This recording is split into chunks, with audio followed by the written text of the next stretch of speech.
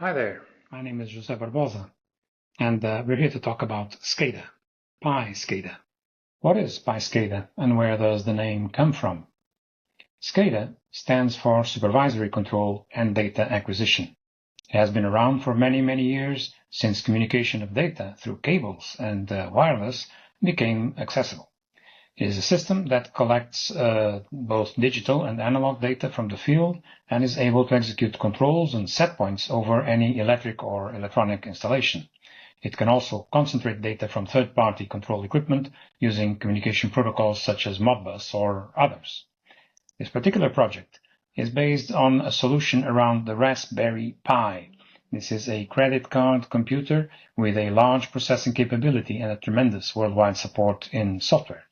Therefore, the name Pi from the Raspberry Pi and SCADA from the functionality brought the piscada, full name of the project. These small units are very powerful and they run on a Linux operating system, making them very useful and adapted for real-time operation. piscada relies on several recent technologies that have been proven in the industry in the last 10 years or so, and also in many capabilities that have been well established in SCADA business previously. This is a distributed system, and the communication between different models is done via MQTT. MQTT is a published subscribe protocol that uses a broker, in this case we call it Mosquito, to manage the exchange of messages between different units. The RTUs themselves are based on 3 different architectures of the Raspberry family. The modular solution that uses the Raspberry Pi 5, the smaller unit can use the Raspberry Pi 0, and we call it Pi 0 RTU, and the microcontroller, the Pico RTU.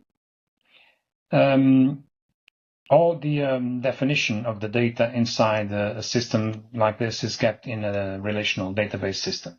This database, in our case we're using the MariaDB, holds all the information about the different data points that we'll need to control. Database is also used to allow for data logging or registering capability.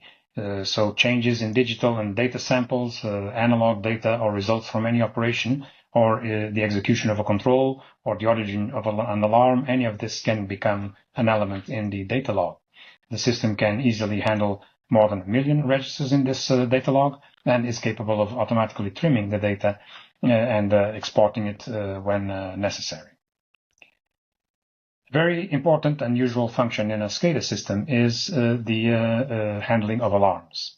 The user can define any action or any change of state or other situation that should generate an alarm, and then the system will keep a table of currently active alarms. The standard life cycle of an alarm is observed here, as we could see in this short video that was shown. The Raspberry Pi computer itself is running the piscada master station. It does not need a user interface on its own, but it is accessible via any browser on the network or with a remote secure access to the network. And this means that with the correct setup, you can have access to the solution from anywhere in the world, having the correct authentication. For the local human-machine interface, we use the solution called Node-RED, and several screens are included from the beginning in the system and available for the user administrator of the system across all the information that the SCADA is controlling. Data logging screens, alarm screens, and detailed access of all variables is included in the standard solution, and a set of sample user screens is also delivered to allow for easy implementation of customer needs. The ease of installation in a system like this is very important, and it's a very important characteristic and a differentiator in the piscada system. All the configuration data for each RTU is stored in the piscada master database, and the master can send either at reboot or with reload commands to each remote unit to force for an update. Also, the remote units themselves in the field are equipped with a web server, and that can be accessed for debug or commissioning activities by anyone with a qualified access. Where can we use this type of solution? We're not talking about a classic SCADA in the sense that you have a large control center with remote units all over the place. Here, we are talking more about a solution, a local solution, where the main brain, which is a Raspberry Pi system, is located in a single local area network and has IP access to the rest of the installation. You can remotely access that installation, you can monitor it remotely, you can check logs and alarms and execute controls, but it is running locally there in real time and can even take automatic actions locally. So this is a good match for a remote site that needs monitoring and may not have a human operator dedicated to the SCADA function all the time. Things like industrial sites, multiple systems, where you need to integrate different type of solutions from different manufacturers, solar and wind farms, distributed energy resources locations where you can have battery storage, solar, EVs, air conditioning loads, generators, etc. All this can be, let's say, interfaced with different protocols, and that's where the piscada solution can shine with a very cost-effective solution for a local site like that. How does it physically look? The piscada is an open system solution. So the software itself runs on any of the world implementations of the Raspberry Pi solution.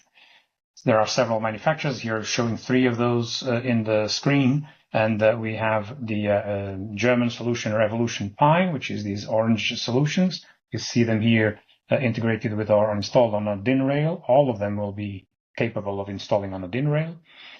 Strato is the Italian manufacturer of a similar solution, also with single board computers on a single enclosure or expansion units, but also a more complete unit with the I/O already included. Then here in the US, Sequent is a manufacturer that makes what are called HAT boards, HAT hardware attached on top solutions, where you can have a single CPU, as you see here on the left, and then up to 8 boards all connected to the same Raspberry Pi bus. So this becomes or can become a very complex RTU in a, let's say, less expensive solution because it is it needs an enclosure of itself for protection and doesn't have all the industrial advantages, let's say, of a Revolution Pi or even the Strato solutions. Thank you for watching.